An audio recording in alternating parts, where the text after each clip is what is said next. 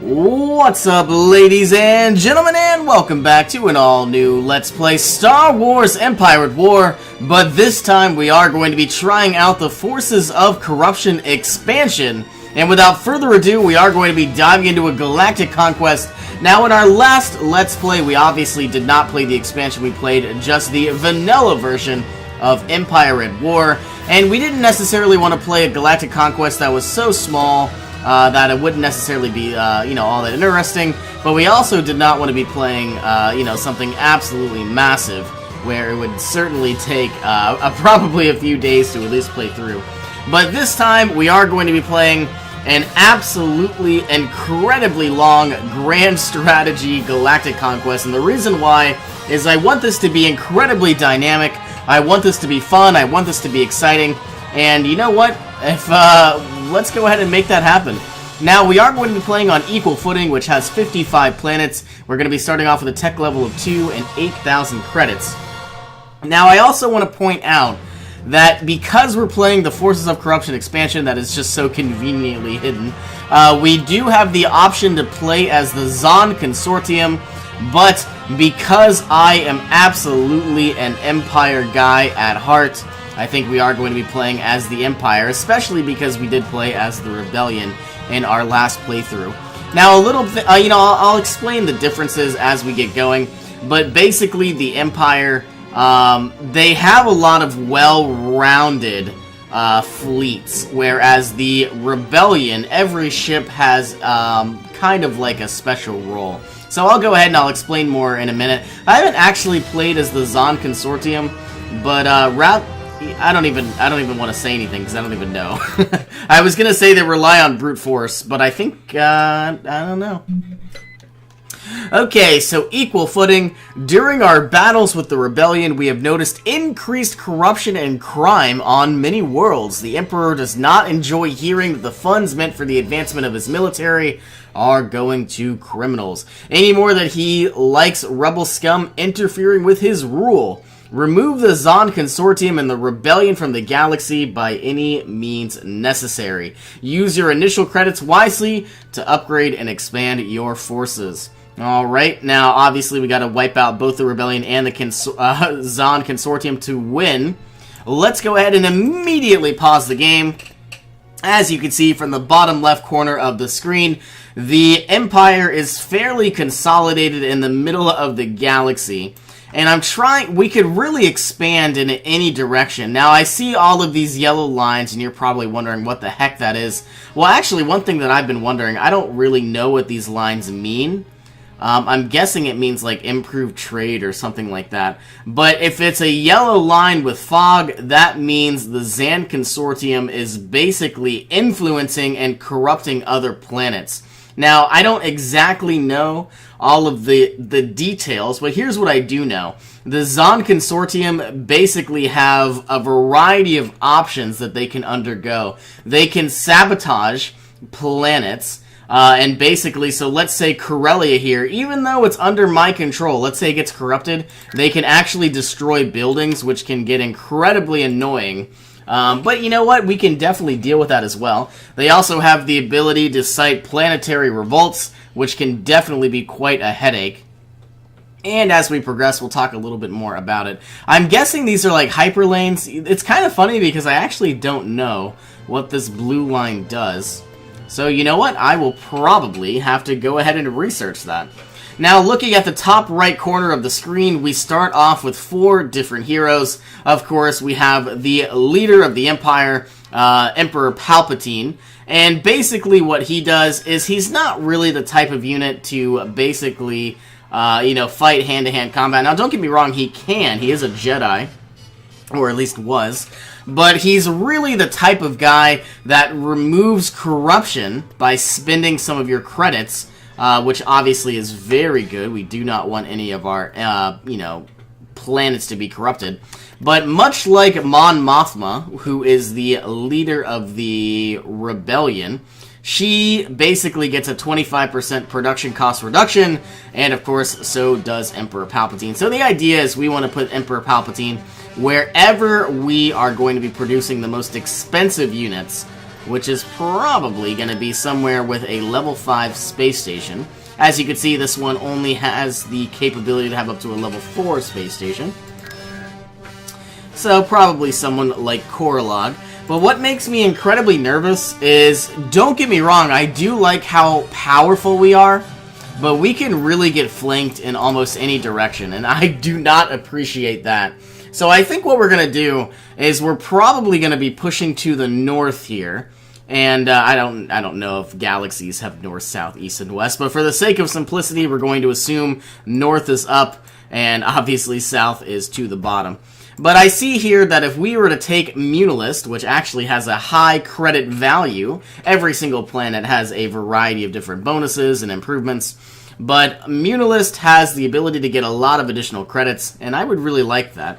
So all we need to do is basically build up a defense. And then as we start growing, we don't necessarily need a barracks or any type of unit production facility and something that can't really be attacked, if that makes any sense. So that means it's more of a strategic ploy, and then we can keep pushing and pushing and pushing all the way through the galaxy and, you know, try to do like a shoehorn.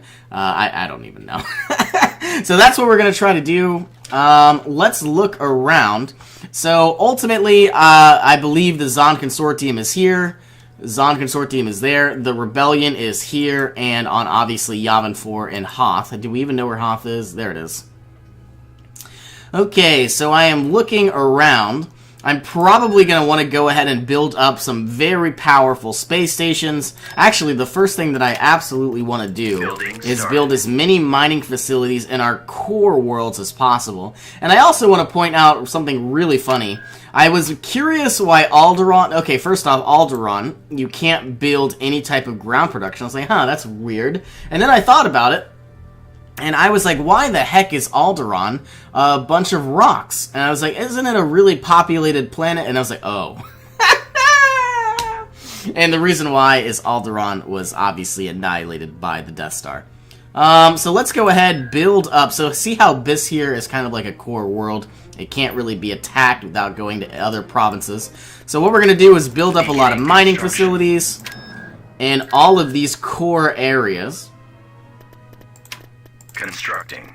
And we only have so much money, so I don't want to build here, but I do want to build here. And don't get me wrong, I will build mining facilities on the outer edge, but it's not a priority at this moment. Can we go from here to here? No. Okay, so now we're finally going to go ahead and unpause the game. I do have a variety of other heroes. I have Boba Fett, who is basically like this bounty hunter, and he does pilot his ship. And ultimately what he does is he is good. He's kind of like a Corvette. He takes out fighters in space battles, and he's actually pretty powerful. But is he ever going to take out a space station? Not really. We also have Maximilian Veers. He controls an AT-AT, so he's really good at ground invasions. And of course, we have Moff Tarkin, who is basically going to be boasting his, I believe, Star Destroyer. But I think right now it's a victory cruiser, but as the game progresses, I think it gets stronger and stronger. So let's go ahead and unpause this game, and immediately I want to go ahead and take out this man and Boba Fett. So then, we now have this entire fleet. We're going to send it to Frezia, then send it to Mercure, and then probably into Munilist. And while we're here, let's go ahead and buy 2 additional drones. If you are unfamiliar, basically, R2-D2 and C-3PO have the ability to scout for free, but the Empire has to go ahead and build drones, or I guess probe droids is the correct term. So they do cost a little bit of money, but what we're going to do is scout the planet of Munilist and then try to invade. I also need to go ahead and probably start producing a light factory. Now, we do have a lot of barracks on most of our planets. In fact, one day has already gone by, so let's pause. So, if you are unfamiliar with the series, you basically would like one type of building that produces units, whether it's a barracks, whether it's a light factory on every planet. And the reason why is if you're going to be attacked, you basically get free units as long as the game progresses. So, as long as this building exists, you know, whoever is invading is going to have a certain amount of units, and as long as you get infinite units, which are pretty weak, you should be able to overcome the enemy force the longer the battle persists. Okay, so we're building up all of those mining facilities. We are currently making 4,718 credits a day, and we only have 9,282, which actually seems like a lot, but it's really not. So I guess what we're also going to do, actually one of my biggest priorities, is looking at Iriadu. I want to be building up, like I said, I want a barracks and a light factory in all of these. And let's finish off the mining facilities. Enlisting troops. And building up a few troops just to garrison. And the reason why is because if we do get invaded, they actually can bypass our spaceport, which I find absolutely ridiculous, but it is possible. So we do need some units on the ground. Now, looking at this magma province, we're going to do the same thing with a light factory and then a mining facility, pump out some additional units. And let's get a light factory, some mining facilities, and I guess one other troop. We are running out of money, and that is fine by me. Let's get another light factory and pump out a bunch of troops. And eventually, so like I was saying, eventually this is going to become kind of like a core realm. So over time, we'll eventually destroy this light factory and barracks and build mining facilities because they're not needed. At least I hope not. Let's go ahead and build another light factory, and all I'm trying to do is give me a sense of protection all along here. I kind of want to take Caridia. No, I don't. This has a much better spaceport. And I think this is going to be the last province I'm going to gear up and protect. Well, actually, did I ever do Corellia? No. I do want to protect you. Very much so. We're now running out of money. So what we're going to do is we do not need... Well, actually, let's resume this game. We don't need a fleet here. Don't need a fleet on Alderaan. In fact, we don't even need any of these troops. So we're going to send all of them up to Dantooine. And the reason why is they're core realms. And we're going to begin our very first space battle. But I am absolutely positive that we're going to win, no matter what happens. Can we still produce troops? Just in case, I think we will. Enlisting soldiers. Okay, so we're going to take one of our droids, begin spying on Munilis. Complete. And as I expected, a very small force. So what we're going to do is take our entire fleet, and I don't think we're really going to have any actual issues. And let's begin our space battle on Munilis. Now, this is going to technically be the first level in the Galactic Conquest, so we're not really going to have anything too hard. And, of course, we're going to have a high credit value if we, one, destroy all of the space defenses, and then do an actual land invasion and conquer the planet. So they do have a space station, but luckily we do have our broadside cruisers, which are basically like the artillery unit. Our assault on this system. Dispatch them so that we can secure orbit for the Empire. Okay, so the first thing that you want to know is we have different types. All of the Empire ships are fairly well-rounded. They basically do a little bit of everything. They're a jack of all trades, but a master at none. So if we look, we have a Victory Cruiser, who actually just happens to be a hero, and we have Acclimator class cruisers. Acclimator class cruisers are absolutely garbage. Looks like a Corvette's coming in. I'm going to pause the game. So Acclimator class cruisers are garbage. These are probably going to get destroyed fairly quickly. So really what I want to do is once I get the technology, I'm just going to build Victory Cruisers for pretty much the whole game. And the reason why, they basically pump out free units of, you know, interceptor squadrons and bombers, and they are certainly, I believe they have more health, turbo laser batteries rather than laser cannons, so obviously they do a lot more damage as well. So it's basically just an all-around better unit. So now my #1 priority, I don't think I have any, this is a scout, right? Ready for orders, sir. This is a scout. So what I'm going to do is, now that we actually have vision of the enemy space station, well, let's take out these, I don't think we need to.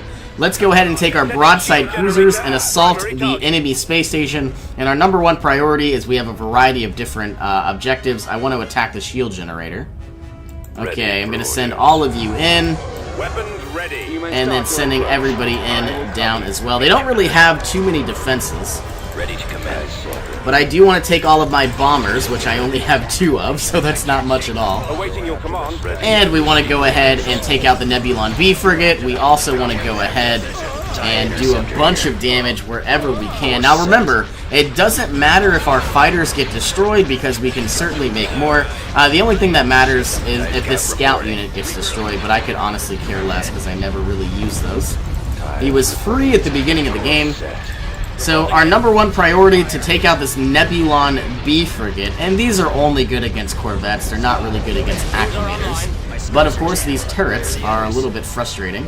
So the shield generator is just about to go down, so we never need to deal with the shield ever again. They can't rebuild, they can repair, but they can't rebuild in the battle screen, of course. So we're dealing with a Nebulon B frigate, and like I said, our acclimators are absolutely garbage. They're not even boasting much of a defense, and they are definitely doing damage. So now that we've taken out the shield generator, we want to go for the hangar, and the reason why is much like the barracks I was talking about earlier, inside space battles. Is this guy gonna get destroyed? I hope not. So much like a land invasion, you get a bunch of free units. So as long as the hangar survives, the rebellion is going to get, I believe, 1 fighter, which is an X-wing, and 1 Y-wing. But don't get me wrong, once it gets destroyed, another one pops out. So it's not, like, it is weak, but you get an infinite amount. So it's obviously really good to destroy that once and for all. And of course, I don't think it's literally impossible to lose. But this we almost lost this Acclimator class cruiser. Oh wow, we did lose somebody. It says 17 to 20. We had 20 out of 20. I'm guessing we lost those not spy, but the scout units. Yeah, this is worth 1 population. I don't know what we lost, but I'm guessing we lost a TIE scout squadron, which certainly doesn't matter all that much. As you can see, they still have some X-wings roaming around, and of course we could start building up platforms of our own, but I don't think we necessarily need to do that. Okay, well the space station is about to go down, and then we're going to do our land invasion.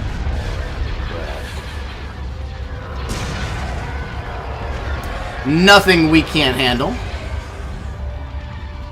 I probably should... I'm kind of curious. As you can see, everything's red. So somewhere they have a platform that, like, jams radar. And I think the only thing that's left is this X-wing. Yep, there we go. We are victorious. So what did we lose? I think 3 scout squadrons. We'll see that in a second. Yep. And that is absolutely fine. We took out a Nebulon B frigate, which is about 1,500, maybe around 2,000, I guess, credits. So I would say that was definitely worth it. So my next priority is to go ahead, move all of our actual units together. This looks dangerous. This is incredibly dumb, but we're also going to take these troops as well. Enlisting troops. And the only reason why is because we're going to do an auto-resolve, because these are actually a little bit complicated, at least still for me. So for the very first battle, we're going to do an auto-resolve, unless I know for sure that I can win. Then I'll actually play. And I just feel like, for some reason, I'm absolutely garbage. So we at land invasion. So now we have a lot more troops. This still might not work. Unit destroyed. Alright, so yes, there we go. We finally have conquered the planet of Munilis, so now we need a light factory, we need a barracks, and we need a bunch of mining facilities. Let's go ahead and pump out more troops. And now, what we need to do is we're going to start building up a better protection. As you can see, Corellia is now corrupted. So what we're going to do is actually build up a level 3 space station.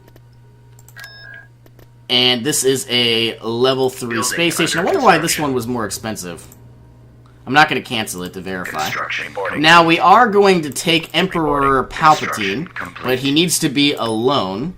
And we're going to remove some corruption. Now, it does cost money, but it certainly is going to be playing its part. Let's also go ahead and build up 2 Time Maulers and I guess 1 additional unit. Corruption has And been immediately I want to get Emperor Palpatine out of the way. Looks like Kessel as well is going to be dealing with a little bit of issues. And I can Kuat. No, Kuat can't go anywhere.